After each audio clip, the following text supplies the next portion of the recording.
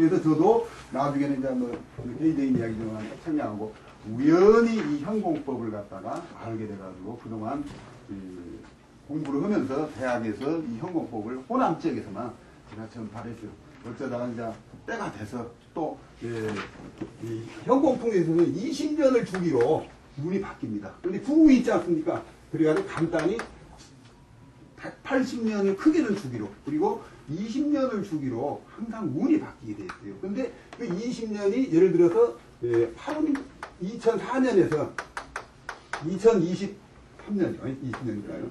요때까지는 8운이 됩니다. 그러니까 이제 8운이 입춘으로부터 바뀝니다. 1월 1일이 아니고 4주부터는 아시겠죠. 그래서 요 기간이 8운이요. 그래서 저도 책을 8운에 좀 맞춰가지고 얼마 전에 작년에 책을 냈던 겁니다. 그래서 기존에 어떤 명당이라도 현공풍수라는 걸 간다는데 기존에 이거 아주 천하의 명당이다 이거. 그런데 예를 들어서 요 말인데 좀 이따 용어를 설명드리겠습니다. 상산하수라는 게 있어요. 상산하수.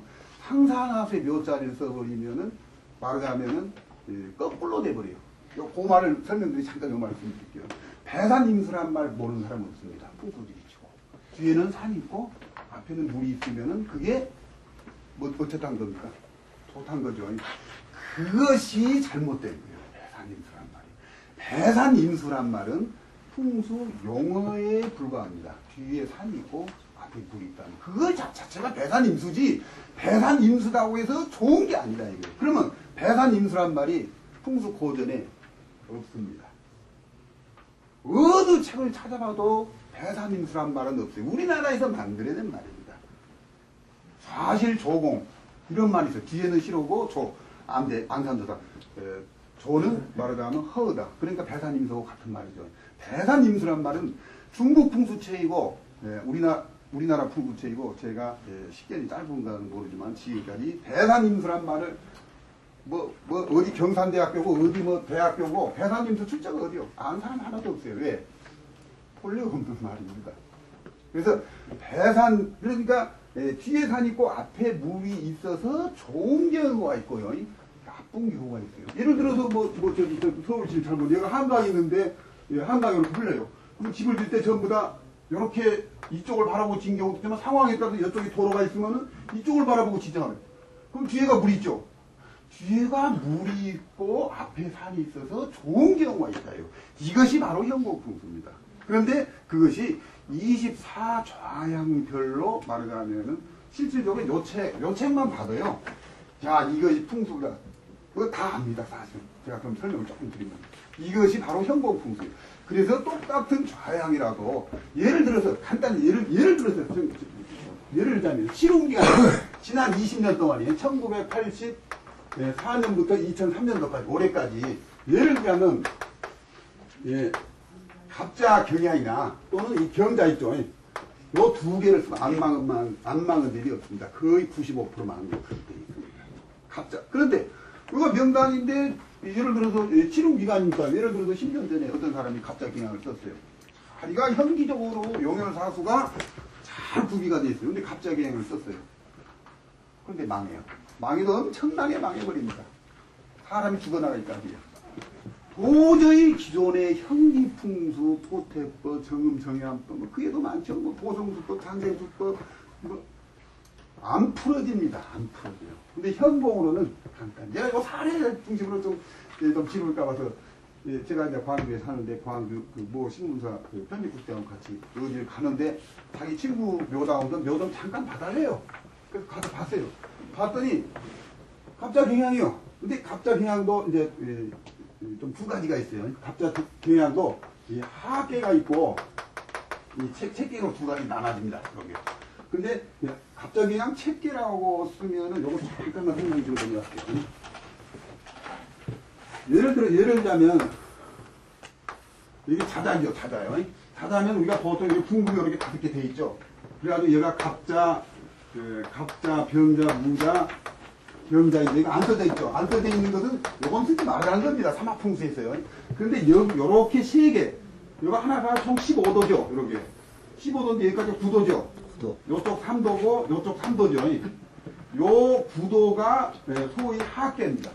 하계고 요것이 책계, 이것도 똑같이 책계입니다, 여러분요.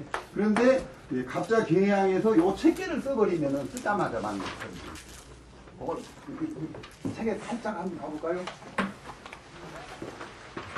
나는 예편죠, 그죠? 39페이지,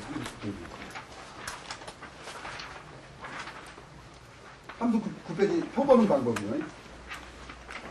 39페이지 임자기 축간이 갑 있죠? 갑에서 오른쪽으로 쭉 가봅시다. 1, 2, 3, 4, 5, 6, 7, 좀 약간 회식으로 되어 있죠? 예. 그 왼쪽은 합계고 오른쪽은 체크예요. 체크 숫자가 몇입니까? 제로죠. 이 숫자마다 망하는 거예요. 숫자마다. 그래서 제가 그 신부다 편집국장이 용이 어떻습니까? 하고 그래요. 그래서 가서 봤더니 용혈사수, 뭐 자토경 우백호, 안산, 조상, 이게 현무 아주 잘 돼 있어요. 그래서 근데 나경을 딱 가봤더니 갑자에서도 이 책계예요. 책계가 지운이 뭡니까? 몇이요? 제로죠. 그래서 요 묘는 어저께 쓰고 어저께 썼다면 오늘부터 망하기 시작했는데 하필이면 1984년도 4월달인가 봄에 썼어요. 근데 지금이 몇 년입니까? 제가 그 당시 봤을 때는 약 한 2000년 정도에 봤을 겁니다. 그러니까 17년 동안을 갖다가 갑자기 그냥 하계를 써가지고 망했는데 지금은 거의 남는 것이 없겠네요. 그랬더니 그 편집국장이 그만 그 사람 재산이 어느 정도 되냐면 100억대 재산입니다. 100억대 재산인데 그 집 아들하고 친구 부모님이 돌아가시고 여기다 묘를 쓰고 망했다 이거예요. 근데 기존의 직원한테 이 묘가 어쨌습니까? 하고 물어보면 이 묘에는 아무런 하자가 없다고 그러는 거예요. 그리고 만약 문제가 있다면 다른 데 이상이 있는 것이지 여기는 문제가 없다고 그래요. 그렇게 직원들을 10사람도 더 초청해가지고 물어봤는데 제가 뭐라고 했냐면 아까 말한 대로 어저께 쓰고 오늘부터 망했는데 그동안 17년 동안 망했으니까 아마 다 거들났겠다고 그랬어요. 그렇게 말한 사람이 한 사람도 없으면서 어떻게 그걸 아냐 이거예요. 그 편집국장이. 근데 그 신부자 편집국장도 풍수지리를 현기풍수를 그 10여 년 공부했던 분입니다. 웬만한 직원들 우습게 알아요. 어떻게 아냐 이거요. 그냥 보고 어떻게 아냐 이거요. 현공풍수를 알았기 때문에 자신있게 말했던 겁니다. 근데 현공풍수를 말하지 않습니까 제가? 그러면 저도 놀래요. 이렇게 맞을까? 그 정도래요. 물론 이제 조금 이제 계속 연구를 하고 이제 그 정도 수준 돼야겠지만은 엄청나게 이 현공풍수가 중요합니다. 그런데 이제 풍수가 이제 우리가 잘 알다시피 이기하고 현기하고 나눠지지 않습니까? 그러면 이게 최고 이게 용입니다. 근데 제가 조선실록을 찾아봐도 이 현공풍수란 말을 갖다 검색을 했어요. 그 현공풍수 창시자가 양준송이라고 그러죠. 최칭 양준송 선생. 1900 양반이 900년대에 돌아가셨어요. 그러니까 1000년이 넘죠. 1000년이 넘면서도 중국에서도 사제진간에만 비밀 전수가 되어 왔어요. 그러다가 1920년대에 소위 이제 심선생이라는 분이 심선생이라는 분이 독학을 해가지고 현공풍수를 갖다가 밝혀냈었어요. 근데 불행하게도 그 현공풍수가 모택동의 그 공산정권으로 말미암고 이론이 사장됐어요. 그런데 1980년도 한 초기 중반 요때 현공풍수책이 쏟아져가지고 지금 현공풍수책을 다 세면은 한 5, 600권 될 겁니다. 그럼 현공풍수가 맞냐 안 맞냐 그게 제일 중요하지 않습니까? 해보시면 압니다. 기가 막히게 맞춰요. 아무튼 내가 사례를 하나 드렸는데 그래서 우리가 화장하는 것도 요 139페이지에 있는 요 지운법을 갖다가 잘 감안해가지고 요 지운이 끝나버리면 땅의 기운을 못 받아요. 땅의 기운이 휴식 기간에 들어가 버려요. 그러면 또 요걸 갖다 또 연장시키는 방법이 있어요. 근데 워낙 자리가 그러면 요 표에도 보면은 최고 160년 나왔죠. 160년 나왔는가요? 160년이 나왔어요. 그러면 그렇게 좋은 자리가 160년뿐이 안 가냐? 그건 아니에요. 워낙 좋은 자리라면 요 298, 180년 있죠? 180년에 한 바퀴 또 돌아버리는 거예요. 그러면 예를 들어 이거 지운패 60년이다 이거요. 60년. 60년인데 자리가 좋으면 180년을 또 더 해줘야 돼요. 그러니까 240년이 가고 더 좋은 자리라면 이게 또 180년을 또 내줄 수가 있죠. 그런데 일반적인, 요 표는 그래서, 요 표는 일반적인 건 사학입니다. 그래서 요런 것에 맞춰가지고 말하자면 우리가 기울이, 지기를 못 받아버리면 안 되니까 요 쓴 시기, 즉 1, 2, 3, 4, 5 있지 않습니까? 거기에 맞춰가지고 상황에 따라서는 무조건 명당이라고 해서 명당이 되는 게 아니다. 그래서 이런 걸 잘 감안해가지고 우리나라에도 무조건 그 매장만 선호해서는 안 됩니다. 이런 수치상으로 나온 것에 감안해가지고 화장을 하는 것도 좋은 방법입니다. 조금만 쉬었다 그죠? 네, 네. 질문 한 가지 네, 네, 그렇죠. 네. 너무 저 지나가기 전에요. 네, 네, 네. 아까 그 예로 든 요 경우에 그렇다면 특혜로 나왔기 때문에 그게 망했다면 네.